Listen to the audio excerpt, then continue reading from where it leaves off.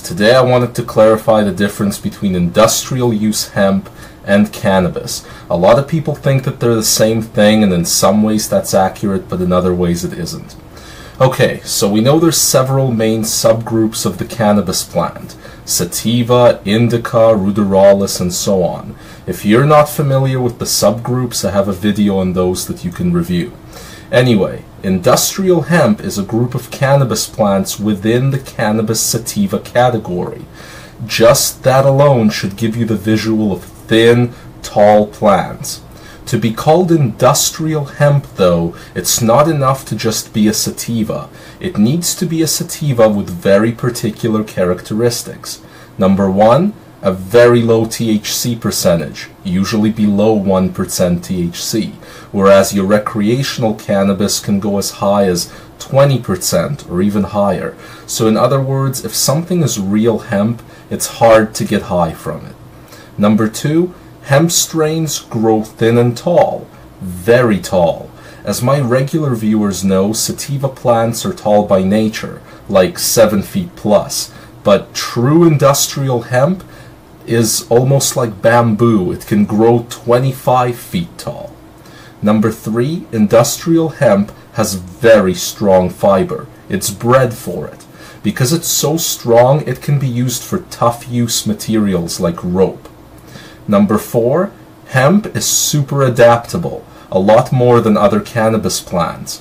Because it doesn't produce the big buds that other cannabis plants do, it can grow in a large variety of weather conditions, not just warm, humid weather. Now you all get where I'm going with this. It is cannabis, but it's a very distinct type of cannabis. It's not illegal to sell hemp in most countries. That's why there's stuff like hemp clothing. But unfortunately, thanks to the Reefer Madness Era, it's illegal in most of the Western world to grow hemp. That said, hemp has been grown legally in various parts of the world for over 10,000 years without interruption. So what can hemp be used for? Well, frankly, I'm not willing to make a video long enough to cover all of its uses.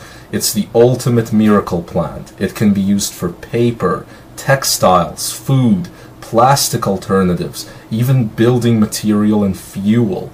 And because the plant is so strong, resilient, fast-growing, and recyclable, it will be a real game changer in the future in all the countries where it becomes legal. Probably what gets to me the most is that if hemp wasn't made illegal in so many parts of the world because of the insanity of the Reefer Madness era, society would have been using it a lot more by now. Millions of acres of forest could have been saved between the 1930s and now. The misuse of hemp by the Western world in the 20th century will definitely go down in history as one of the greatest natural resource blunders of all time. Well guys, that's our show on hemp and cannabis. Hope you liked it. If you did, be sure to hit the subscribe button up top to catch me next time, and the like button below. We'll see you next time on Lex's World.